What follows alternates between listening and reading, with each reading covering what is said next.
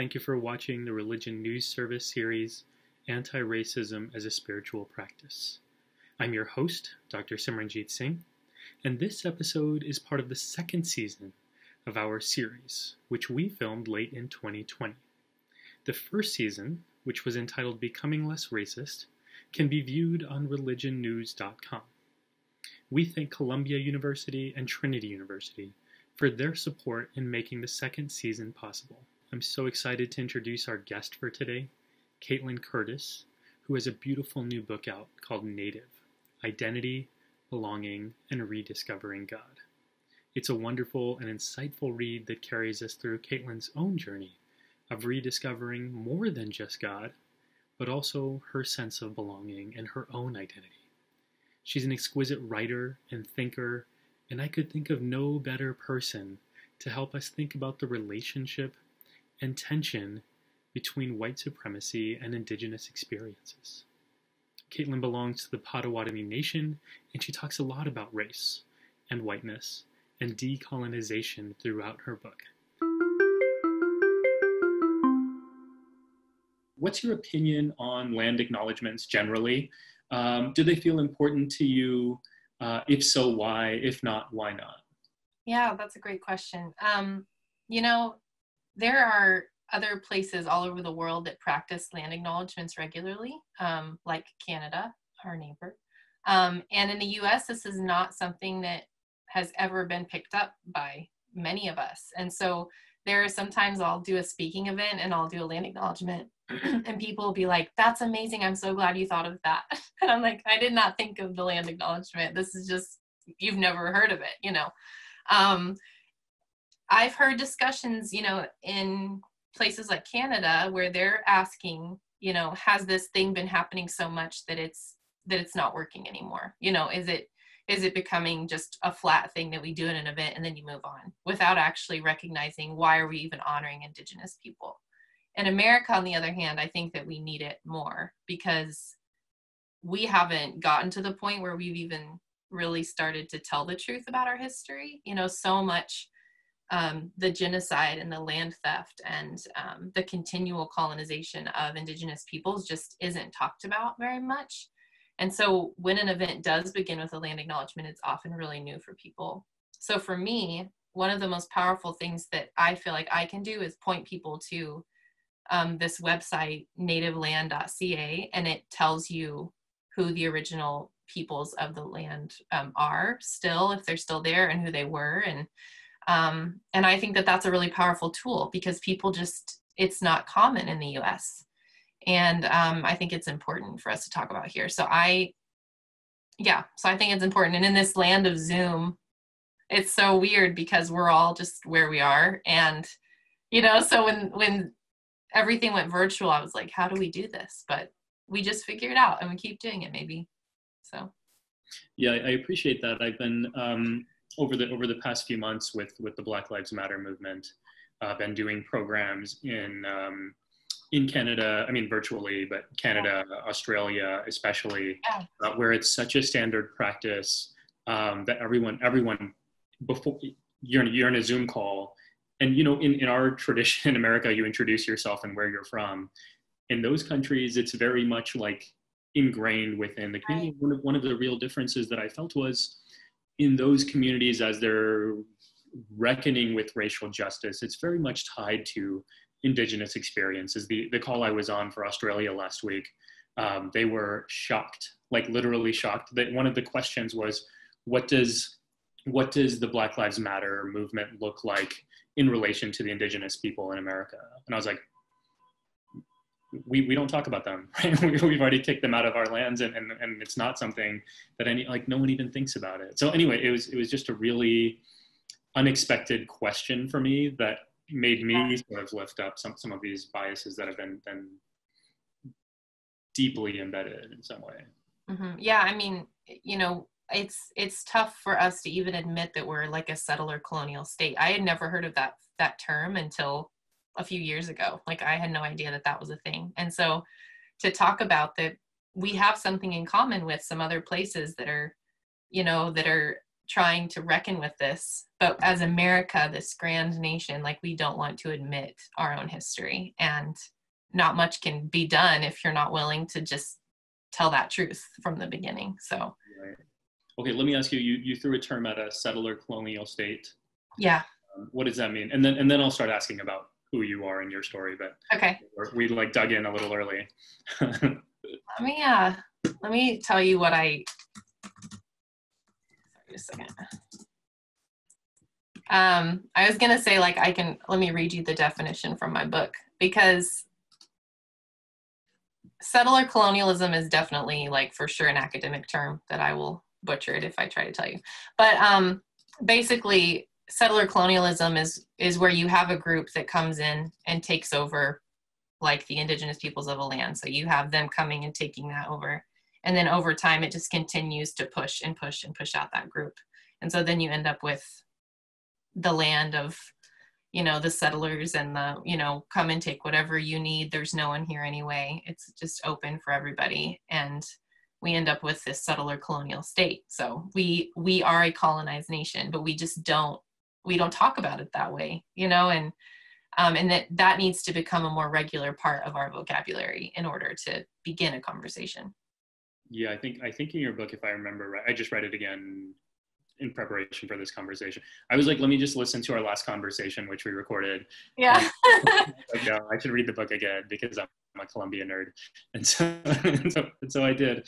But I think you used the word displace as part of your definition. Yeah. And that to me was a really helpful key word in terms of conceptualizing what that actually looks like.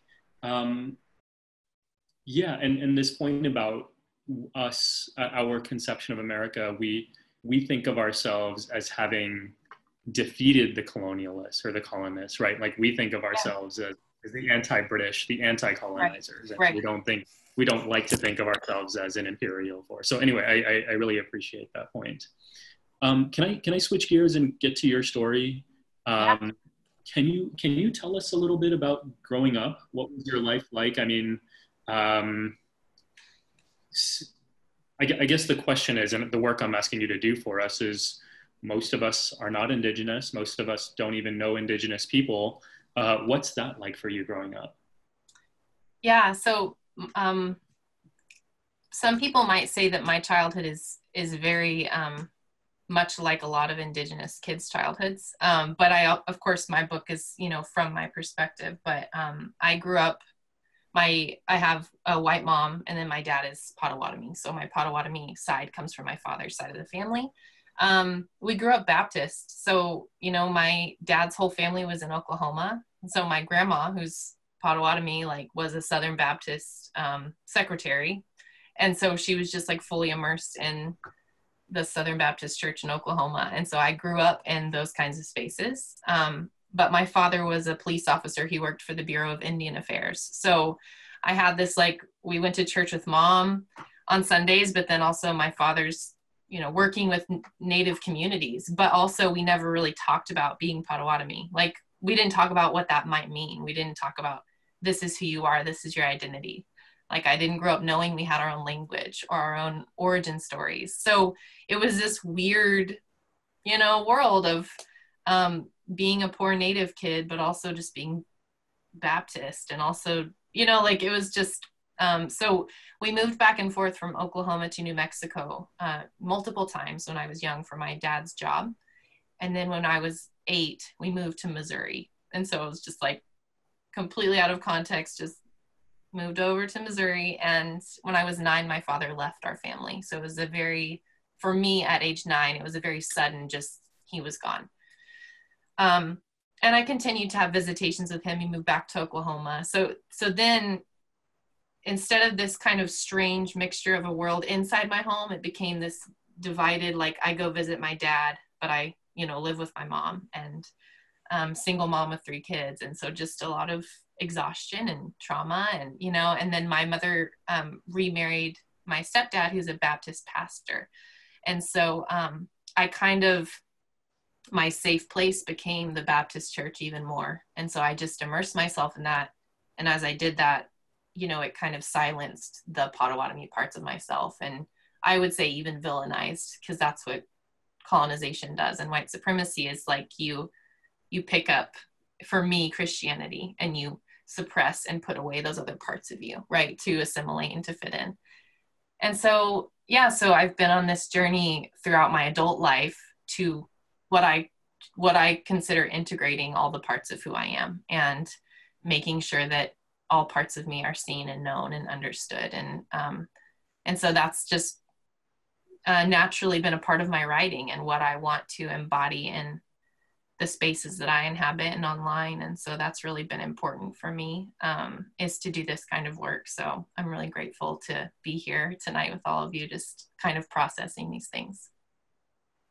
Yeah, I appreciate that. And I, even just sharing your story, I think in your book and in your work, I mean, it does a lot of that work for a lot of us who are trying to learn how to connect, but just don't know how. So it's really powerful.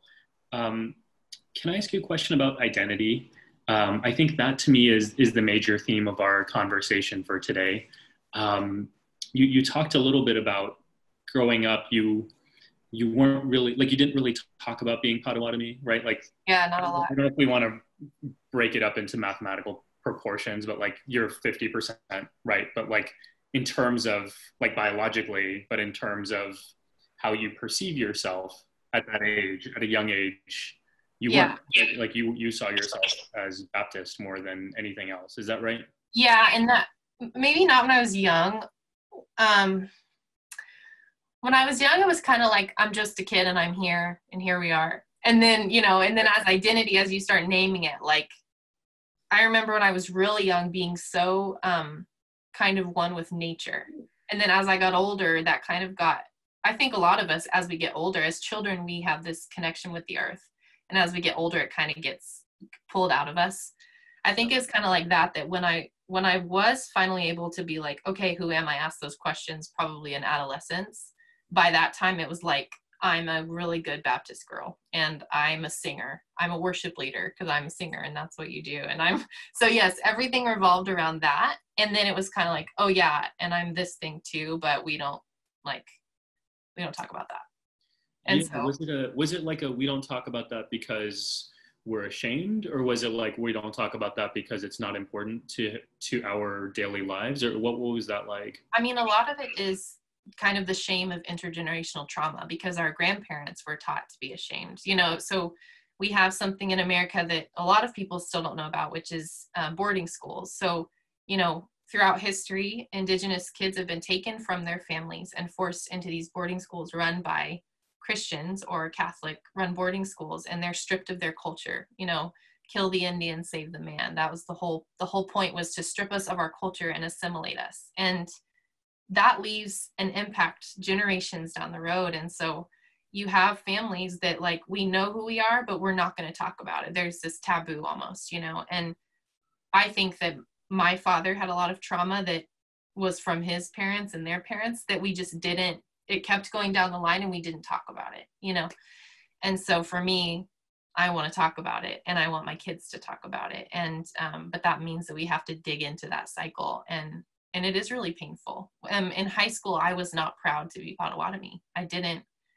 There was nothing about it for me that meant anything. And I was not willing to have conversations about it or embrace it, even though it was a part of me. I was taught not to. And so that makes me really sad now, because like I would never want to do that to my kids where they wouldn't want to know who they are. But that happens with colonization. So. Right, exactly. I mean, I'm a dad now. I have 2 kids, and I think about that kind of thing a lot. Like, how do we instill a sense of of pride, and not like a weird nationalist, like hateful pride, but just like I am who I am, and I'm not ashamed of it. And that's so hard when you're constantly. I mean, I think it's harder when the messaging is implicit and it's so pervasive, right? Like, we talked about this briefly last time, but I didn't think about it or talk to you about it in this way. But like, okay, so growing up, I mean, I could name off the top of my head things that give anti-Indigenous sentiment, right? So like cowboys and Indians, that's what we talked about last time, and I had some questions about that. But I'm thinking also of a lot of the Bugs Bunny, like Looney Tune stuff I watched growing up, and the way Native Americans were depicted in there. Yeah. I'm thinking about this book series that I don't know if you read. That was The Indian in the Cupboard. Yeah. Uh, Yeah. yeah, like sports mascots, of course, but like that's that's its own conversation at this point. Mm-hmm. But just like there are all these things. I mean, were you cognizant of those things? Like, would you see that and be like, "Oh shit, here we go again," or No, was that like no, something I implicit? didn't. Like, I grew up loving Christopher Columbus. I thought he was awesome. Because that's just what we were taught in public school. So, I mean, it's not like some native kids are taught from an early age. Like my kids know. My kids know about Columbus, but I didn't. Like, I thought he was great.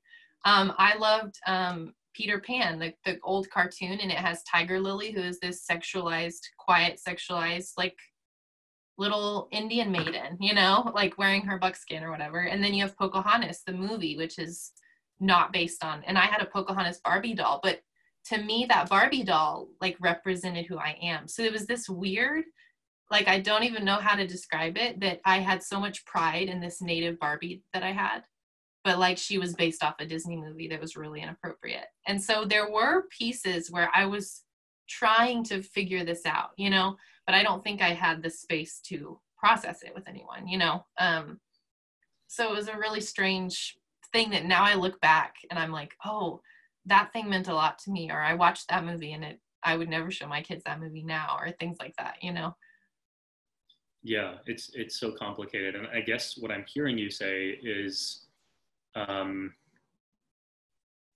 when these ideas are so pervasive, we normalize them, right? They're just like your everyday, like it's just normal. And what that means is we're not immune, like no one's immune to that. It doesn't matter if you're Indigenous, you could still be susceptible to those messages.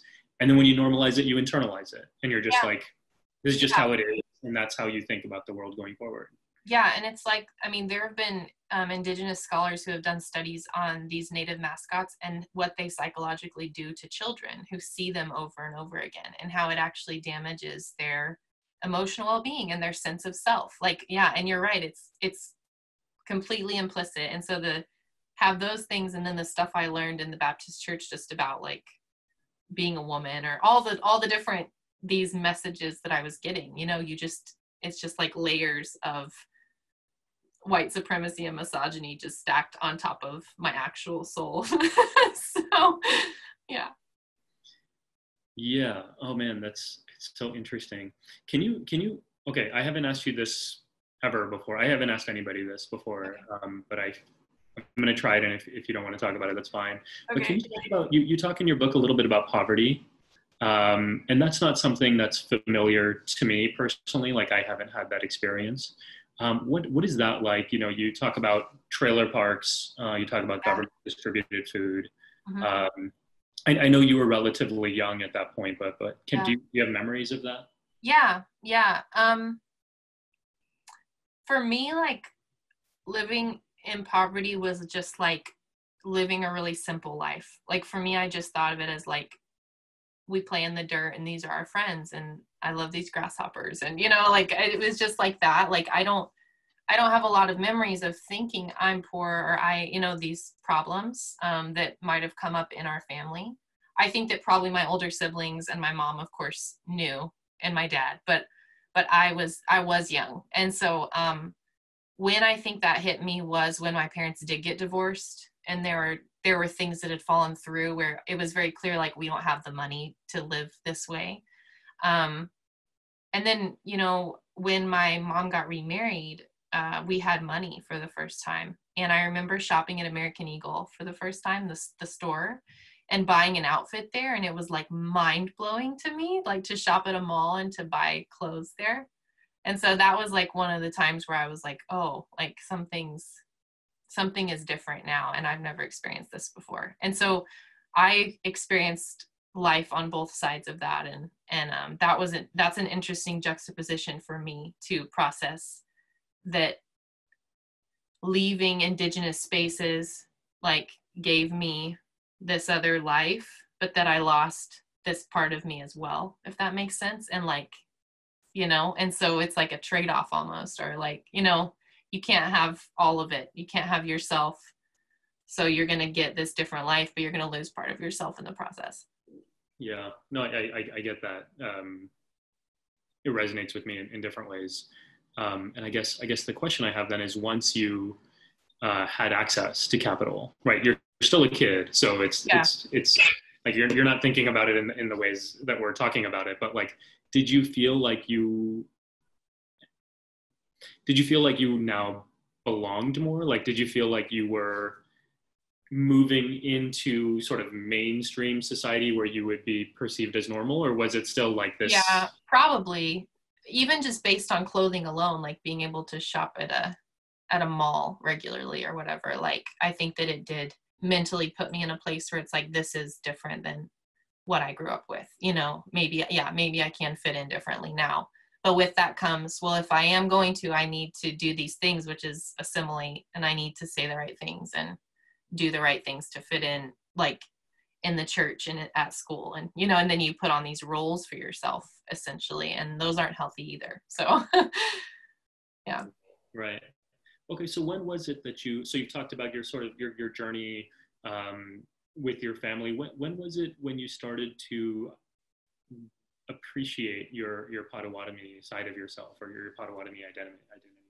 It's interesting. I studied social work in college, and one of my professors, he was not Native, but he really appreciated Native communities. And I remember one day after he spoke to our class, going up to him and telling him I'm Potawatomi.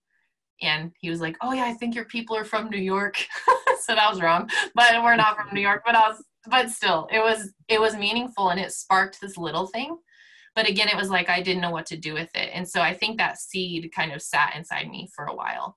And I think for me, what really began to kind of crack this open was having children and knowing that, like, wow, like who are they going to know that they are? And how am I going to help them know who they are?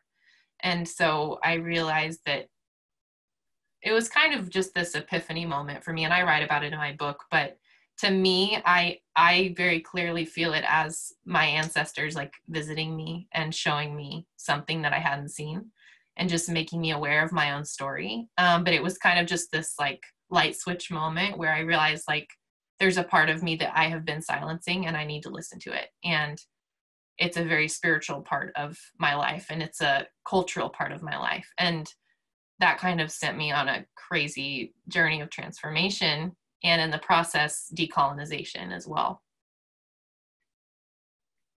Okay, you started talking about decolonization, not me. So, so since you brought it up, okay, the tension here, right, Kaitlin, is you have the Native side of you, and then you have the Christian side of you. Yeah.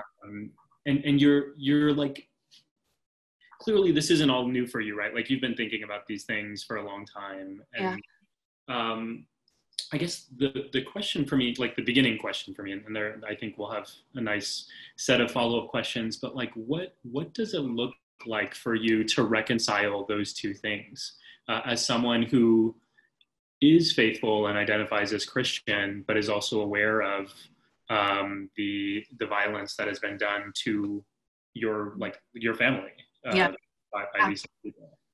Yeah.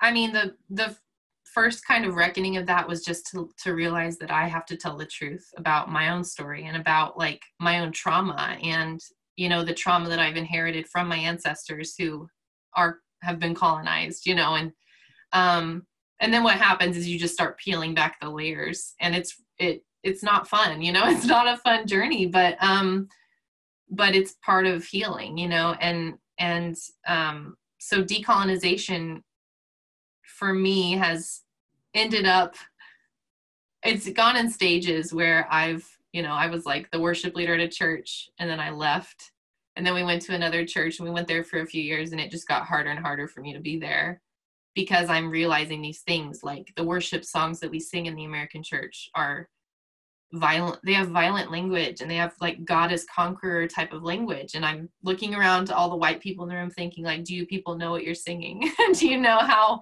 problematic it is that we're singing this, So there were just so many more questions that popped up inside of me that I couldn't ignore anymore. And so for me currently, we don't go to church, which is kind of like for many Christians the thing that you should do, and the thing I was raised to do, and that's been good to just step back from that, but to also know, to be on a journey of trying to figure out if Christianity can be separated out and teased out from white American Christianity, which is not who Jesus was. So following, I mean, I literally had like a painting of white Jesus, like standing on some ocean waves in my bedroom growing up. Like my son wanted it. And, and I was like, no, you don't get that. Sorry. But so that was, I mean, that was the man that I worshiped in my head for so many years. And to finally realize, like, this is not the guy that we all think is the savior, or the guy that we want to follow, or this prophet, this good teacher, like this rebel. Like, this is not him, this white guy. And so I have to ask if there is something else, a different way to be a Christian than what we're seeing right now and what we have always seen in America. And it's just really hard. And I'm sure I'll keep writing about it for many years to come. But Native was kind of the first place that allowed me to ask these questions. And I know I'm not alone in it. I know so many people from so many different backgrounds who are asking these same questions and trying to just like figure out their ways of telling the truth and speaking the truth. And I'm really grateful I'm not alone in it. Yeah, I want to ask you a question about where you've ended up and why.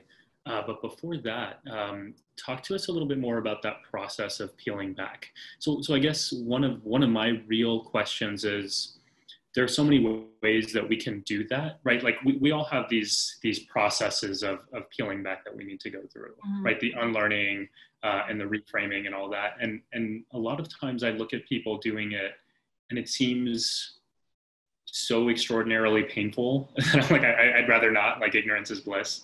And then other times I see people doing it, and it's like they do it in such a way that their entire world comes crashing down around them. Like, everything they thought they knew is no longer true, and so it seems really, it's scary. It is scary.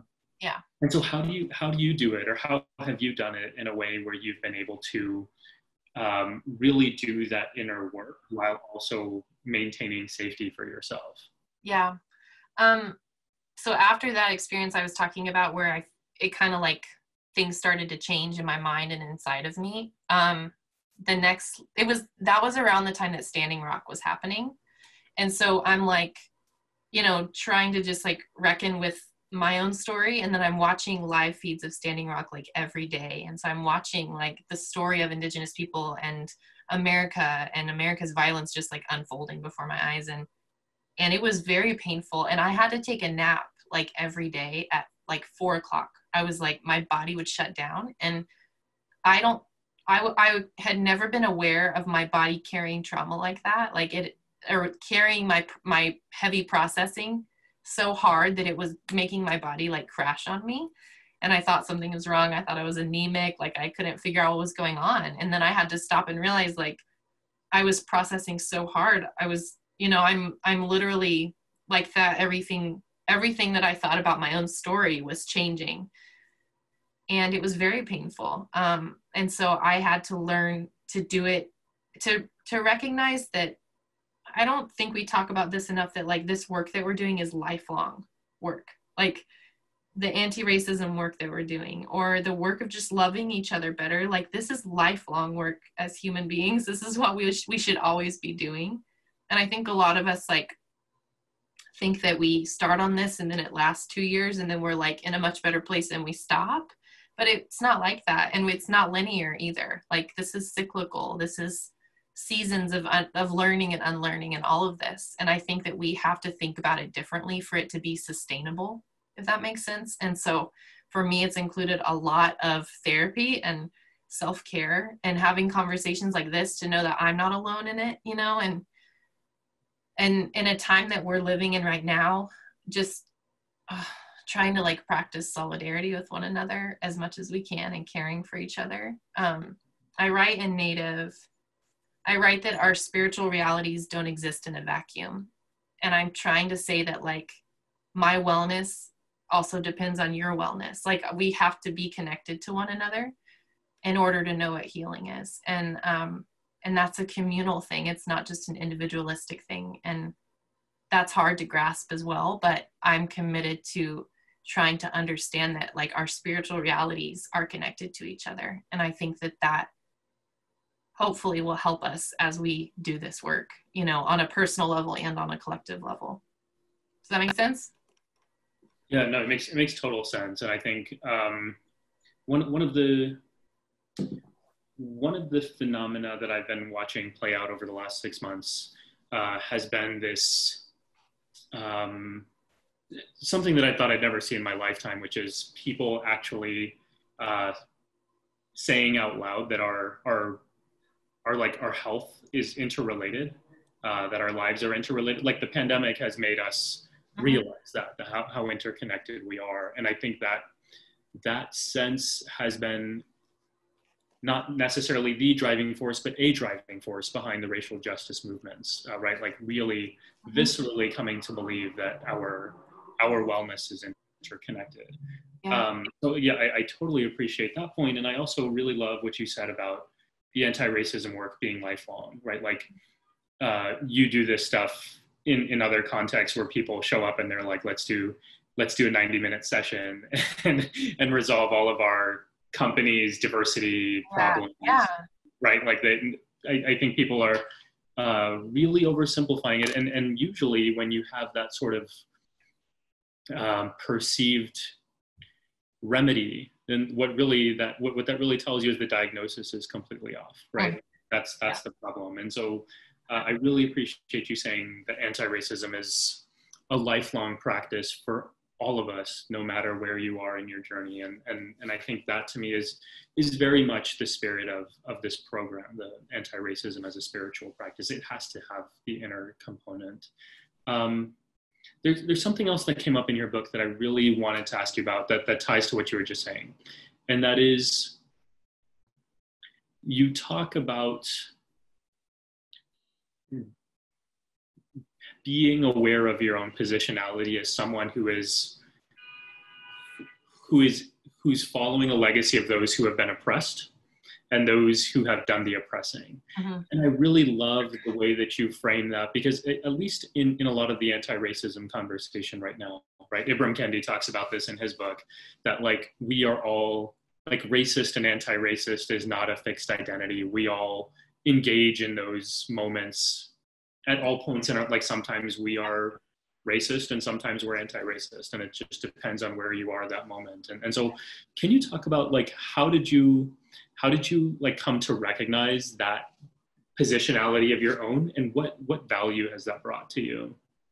Yeah, you know, there's so much language that I didn't have when I was young that I wish I would have, like that you can be mixed. So you can be mixed race or mixed culture is what I call myself. But that I am a white passing Potawatomi woman. And so that's important for me to know. And you'll meet natives that might not be like part of their conversation. That might not be as important for them. But for me in this book and in my work, I want to just be clear about how I self-identify and how I might identify within the community, that I have white privilege based on the color of my skin that Black and brown natives do not have, and that the treatment that they receive is much different from what I receive. And that was something I wanted to be honest about. And that because of that, like you said, you know, I am a descendant of the oppressed and the oppressor. And so like, I want to be able to reckon with that and to be honest about it, or I'm not really telling the truth, you know? And that's not like to, I guess, shame either side of myself. It's just to kind of, again, integrate all of it. Like I have to be honest about it and I need to be able to integrate that. But it's been really incredible to get messages and stuff from people who are mixed culture and mixed race, who have said, you know, I've never read a book where something has been written to me. Like I write a letter in the book to people who are mixed. And I did that because I wanted there just to be a space in there for people who are in those gray liminal spaces a lot, where we don't always know which group to go with or where we fit, and we want to be respectful of those spaces. I wanted to make sure that they understood that that I'm holding that space for them, and that it's complicated. And these are conversations. My journey of decolonization has to embody all parts of who I am and all sides of my family. And that has to be a part of my story. Yeah, I appreciate that. I think, one of the things that I've been thinking about a lot recently is this experience of being flattened, like having your identity flattened. Like that's what happens when you're being stereotyped, right? Yeah. Like people perceive you as this one thing. And one of the things I've been thinking, like, so a lot of my work has been in deflattening, right? In bringing out the robustness and dynamism of communities that are essentialized. But one of the things that I've been working on and noticing personally is the ways in which I flatten myself and my own self-understanding. And like, that's been a complete, I'm trying to think of an appropriate synonym, but it's messed with my mind. Like, it's totally messed with my mind. Yeah. To realize, again, like, we internalize these things and we're like complicit in messing with our own psychology. Yeah, totally. We gaslight ourselves and we do all of these things. Yeah. So I really appreciate this idea, like this idea of identity as something that is not as rigid as we make it out to be, right? And so for different people, that can mean different things, but like, to be multiple races, right? To talk about it as mixed, to be multiple religions. For some people, that's a real thing, which our categories that our society defines doesn't allow for. Gender is another one, right? Like, there's so many ways in which we just define ourselves as one thing or another, and then we lose sight of who we actually are in our own self-definition. So I really love what you're saying there. Okay, I wanna, well, first I'll invite anyone who has questions, feel free again to drop them. I see one from Ellie, but I want to read a quote from your book and have you comment on it. Okay. As my last act of force here. It's a longer quote, so but I want to offer it. It's from Kaitlin's book, Native. If you haven't read it, you should. The question, so the question is, like, what's the upside? What's the upside of doing this work? And what do we get out of this? So here's what you say, and then I'd love for you to comment on this. You say, the real question is this: who gains life when we deconstruct these systems of whiteness, white supremacy, and toxic patriarchy? Everyone. Who loses out when we refuse to take a deep look at our own toxic systems? Everyone. For the average middle-class white person in church today, the lack of knowledge about our history of colonization within the walls of white American churches means that relationships that bring true whole transformation are not available. Without these conversations, those people, those churches, and those institutions miss out on important opportunities for transformation. When we talk about decolonizing, we aren't just talking about wholeness for the oppressed or for Indigenous peoples. Ideas of equity and transparency will mark the path that leads to wholeness for all. Power distorts the soul, empire distorts, oppression distorts, systems of whiteness distort. The question is, how much do we want to see? Because once we see, we cannot unsee. Once we know, we cannot unknow. The white church is afraid, but oh, the liberation that waits on the other side of knowing. Oh, the wholeness, the togetherness that comes with healing. This is the power of decolonizing. This is the grace that comes with seeing. Okay, I'll stop there. I could read like another 5 pages. It's so good. But tell us what you mean by that. Like, what does it mean for you to say that it's not just Indigenous or Native folks who benefit from dealing with whiteness? It's a win for everyone. It's really hard. It's hard to get that message across because it is such a, people view this work, a lot of white people view this work in such a like combative way. Like, don't make me question the beautiful vision of America that I have. I don't want that ruined, that kind of thing. This kind of nostalgia that people don't want to lose their beliefs that Columbus was amazing, or that the American flag is this great symbol, all these things, you know, that's so scary. And so people stay where they're at, or they dig their heels in. And I wanted to frame so much of this, and so much of this idea of decolonization, I wanted to frame it as not only a gift, but like an invitation, like let's invite each other into this journey, because it's worth it. And it's not just worth it for me, but like the Potawatomi parts of me and the white parts, all of me is getting something out of going on this journey. Does that mean it's easy? No, but it's worth it. And I'm speaking in specifically in that part of the book about, you know, white American, especially evangelical churches that are so scared to face the truth. And if we can possibly frame it as like, you're going to get to be more human if you enter into this, into the mess of it, and into the journey of it. It's not easy, but like, what's waiting for us on the other side? Like, what are we going to get? We're going to see each other and know each other in a way that we haven't, because we've not been speaking the truth. And to me, that's a beautiful thing, but not everyone views it that way yet. So. That's great. That's great. Okay, so let's get to Ellie's question here. She says, in thinking about spirituality and justice work, how do you understand or navigate the balance between contemplation and action, being and doing? Well, that's good. That's a great question.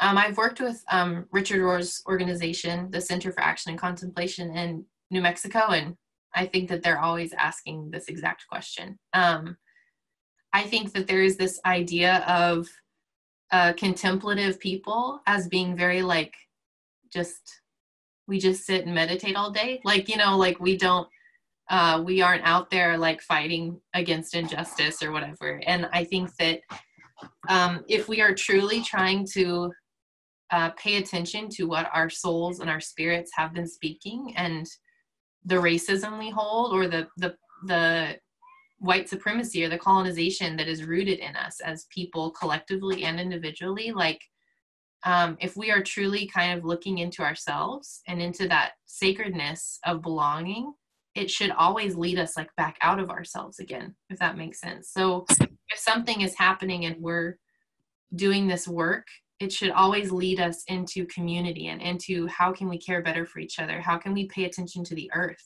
You know, how can we do this together? I gave a talk recently, and I said, these are 3 ways that we embody hope in the world. And these are the 3 things I gave them. I said, decenter whiteness wherever you can, return to the earth again and again, and practice radical self-love. And I believe that all 3 of these things, so decentering whiteness, returning to the gifts of the earth, returning to connecting with the earth, and what's the 3rd one? Practicing radical self-love and self-care. Like these, I believe that these things are all spiritual practices, and that in doing them, it's going to lead us to change. And so, I don't know, maybe it's the whole like change comes from within, but I really think it does. Like if we are practicing these things inside ourselves, it's going to lead us to what that means in our community and in any space that we inhabit.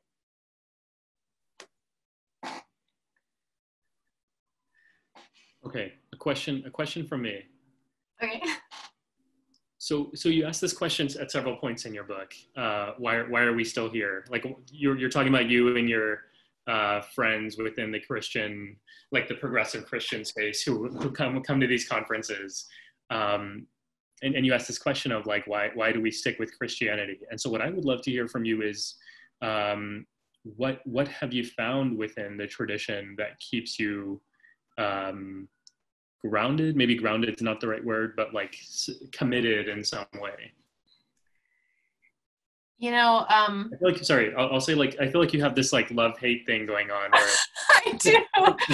Today has been like, even just today, my like anger at the church went up a little, just for like random reasons I don't need to talk about. But I am kind of, at this time in my life, I'm kind of like on the edge of Christianity, just looking and observing, sort of, you know, and just like asking more of these questions. And for me, I'm not ready yet to give up on asking the question of who Jesus actually is, because I just now got to realize that he's not the white guy that we've been saying he is. And so if he's not that guy, then we need to go on a serious journey of asking who Jesus actually is then. Because we have created this entire religion, this colonizing religion based on take what you want, and, and white supremacy is the best, and Jesus is white, and like, let's just assimilate and be white, and there's got to be more than that. And now that I know that there is more than that, I don't want to give up yet. And so it's a thin thread, but it's something like, it's still matters to me that I see people also trying to do this work, Christians that are trying to tell the truth and reckon with the complicity of American Christianity in so much genocide and hate and pain. It's a strange liminal space that I'm in right now, full of processing. Oh, you're muted. Sorry, yeah, it speaks to, I think, what a lot of us feel, which is like we're parts of these systems that we don't fully agree with. Maybe is the very light way to put it, but like some of these systems that we completely reject and we feel like are antithetical to everything we stand for, and yet we're part of them, right? Like you can be an anti-capitalist and you need a job, right? Like in the States, you could be anti-Trump and you are still a citizen of the US, right? And paying taxes. And so like these are real questions of like, what do you do when you're trying to negotiate these kinds of complicated questions about like where you belong, and like wanting to be part of change within a system that you disagree with. Like that's something that we all think about a lot, I think. So yeah, I really appreciate you being honest about that. It's helpful to see it in action.